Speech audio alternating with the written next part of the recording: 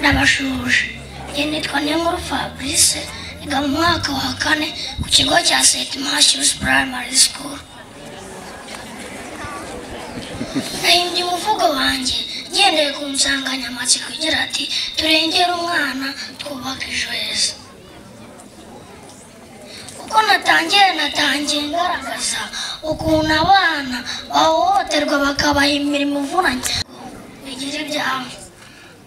Murezi mwiza, mubyeyi mwiza, muyobozi mwiza, muganga mwiza nawe munyamahanga kurinda umwana bigira ibyaha.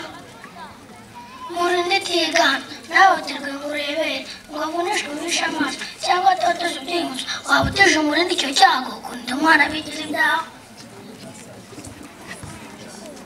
Mubungabunga bakimutwita navuga asanga azira urukundo arya indyo yuzuye vitamine akure neza bizira igwingira. Ubona hari aho mwahise mwamfura mwe.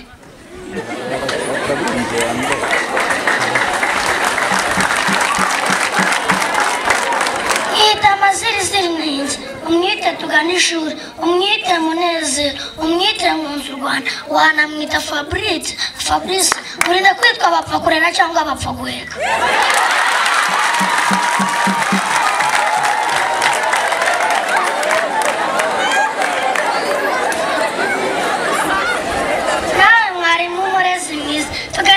Aje gusanga umusangiza urugwiro umwigisha amenye ubwenge niwe soko y'ejo hazaza kurera umwana bigira ibyaha.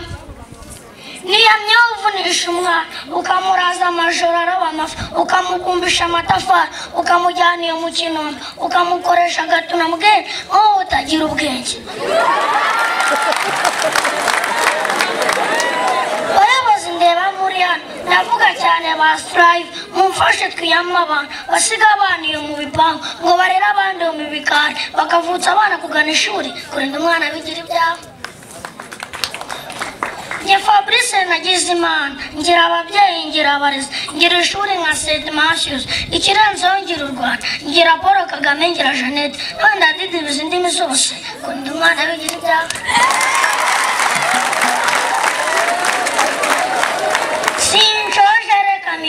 Murakabeho murakarama icyo mwibutsa ni ukurwanya imirimo ivunanye ikoresha abana n'inda ziterwa abangavu maze twubake u Rwanda twifuza kurinda umwana bigira ibyaha. Yari umusizi utari umusinzi usiga bagasigara basiganuza uri ku isonga mugaranira uburenganzira bw'umwana Niyonkuru Fabrice. Arakoze cyane Fabrice.